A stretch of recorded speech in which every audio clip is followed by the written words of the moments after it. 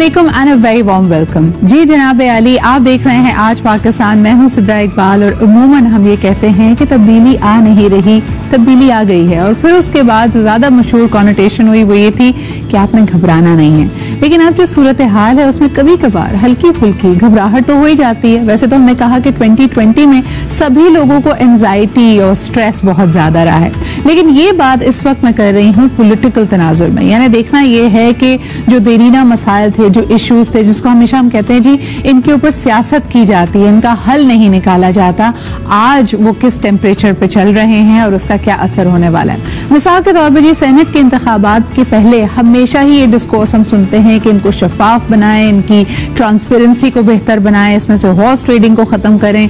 लेकिन फिर एंड में वही होता है कि स्टेटस को से हम ज्यादा हिल नहीं पाते। इस वक्त भी बात ही की जा रही है जो अदालती फैसला आया है, दोबारा लोग कह रहे हैं कि जी तब्दीली क्या आई, फिर वही ब्लाइंड ट्रस्ट है जो हमें अपने लोगों पे करना पड़ेगा। इंतखाबात क्या शफाफ होंगे नहीं, सवालिया निशान है, क्योंकि कल ये इंतखाबात हैं। सबसे पहले दिखाते हैं जी अदालती ऑर्डर के बाद जो अब डेवलपमेंट हुई है और इसके ऊपर लोगों का एनालिसिस क्या है, डिटेल्स क्या है, आपको इस रिपोर्ट में दिखाते हैं। इसके बाद हमारे साथ मौजूद होंगे हैदर वहीद, तो उनसे इस पे गुफ्तगू भी करेंगे। Let's take a look at this report.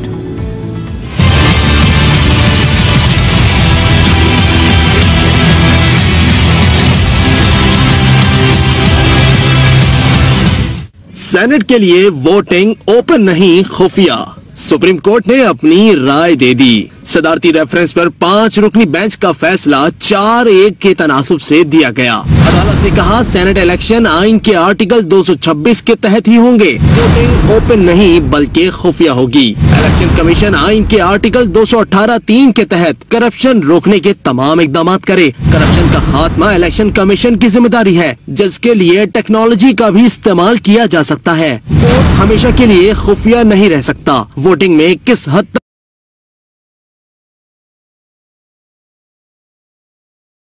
तक राजदारी होनी चाहिए, इलेक्शन कमीशन का काम है। तमाम एग्जीक्यूटिव अथॉरिटीज इलेक्शन कमीशन से ताउन की पाबंद हैं। इलेक्शन कमीशन के पास इख्तियार है कि वो करप्ट प्रैक्टिस के खिलाफ कार्रवाई करे। जस्टिस याह्या अफरीदी ने राय देने के अक्सरियती फैसले से इख्तिलाफ करते हुए कहा कि रेफरेंस पर राय नहीं देनी चाहिए। चीफ जस्टिस गुलजार अहमद ने कहा कि तफसीली वजूहात बाद में दी जाएंगी। जी जनाब, तफसीली वजूहात बाद में दी जाएंगी, लेकिन इसके असरात इस वक्त मुरतब होंगे। क्या एक दफा फिर सेनेट के इंतखाबात सवालिया निशान रहेंगे? क्या फिर उसी तरह का हंगामा आराई हम देखेंगे कल? ये सब वो सवालात हैं जिनको हमने हल करना है। लेकिन इससे पहले कि हम सेनेट के इंतखाबात की तरफ बढ़ें, बात जरा पॉलिटिकल गठजोड़ की भी कर लेते हैं। क्या कोएलिशंस बन रही हैं? क्या पीटीआई के साथ देने वाले तमाम जमातें इस वक्त उनसे नाराज हैं, या ये फिर लेन देन का मामला होता है? क्या ये प्रेशर बिल्डिंग की जा रही है इमरान खान साहब के हुकूमती सेटअप पे, ताकि उनसे से ज्यादा फायदा उठाया जा सके? जबकि ऐसा लगता है कि तमाम तर फोर्सेस, खुसूसन अपोजिशन, अपना प्रेशर उन पर बनाए हुए रखे हुए हैं। ऐसे वक्त में क्या इत्तेहादियों ने इत्तेहाद करना है, साथ देना है, या मजीद इस प्रेशर में इजाफा करना है? आइए देखते हैं इस रिपोर्ट में। बलूचिस्तान अवामी पार्टी की रहनुमा जुबैदा जलाल की रिहाइशगाह पर इत्तेहादियों का इजलास हुआ। इजलास के बाद मीडिया से गुफ्तगू में वजीर दाखिला शेख रशीद ने कहा, अपोजिशन के अरकान खाने कहीं और खाएंगे, लेकिन वोट हफीज शेख को देंगे। पंजाब ने एक बहुत खूबसूरत फैसला किया है और ये बात केपीके में भी और बलूचिस्तान में भी चल रही है। 1 सीट का इलेक्शन है, सिर्फ 1 सीट का इलेक्शन है। वो इंशाअल्लाह ताला इमरान खान का कैंडिडेट शेख हफीज जीतेगा और एमक्यूएम समेत काफदी, जीडी लोग उनको वोट डालेंगे।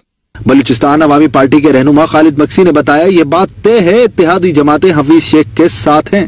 इंशाअल्लाह 3 तारीख को जो सिलसिला आ रहा है, जो अलायंस का और पीटीआई का ऐसे बददस्तूर रहेगा, और उम्मीद रखते हैं कि हमारा जो कैंडिडेट है शेख साहब और एक कैंडिडेट है वो जीत जाएंगी।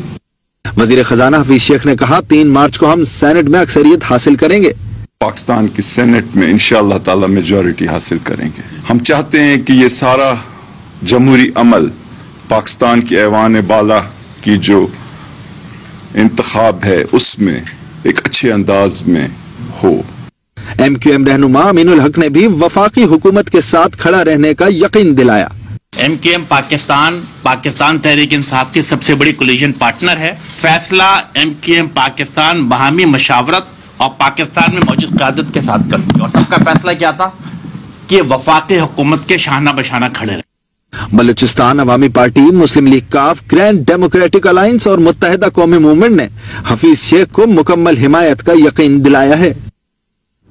जी जनाब, अंग्रेजी में कहा जाता है पोकर फेस, यानी जब आप पोकर खेल रहे होते हैं तो आपके हाथ में कौन से कार्ड्स हैं, क्या आपका अगला मूव है, इसको खुफिया रखा जाता है। और इसके लिए चेहरे को जितना सपाट यानी एक्सप्रेशन रेस्ट रखें वो आपके लिए ज्यादा फायदेमंद है, क्योंकि ज्यादा खुशी का इजहार करेंगे तो लोग समझेंगे कि भाई बड़े अच्छे कार्ड्स आपके पास आ गए। इस वक्त सेनेट के इलेक्शन से पहले भी कुछ ऐसी ही सूरत हाल है, क्योंकि अदालती फैसले के मुताबिक राय शुमारी फिर खुफिया होगी।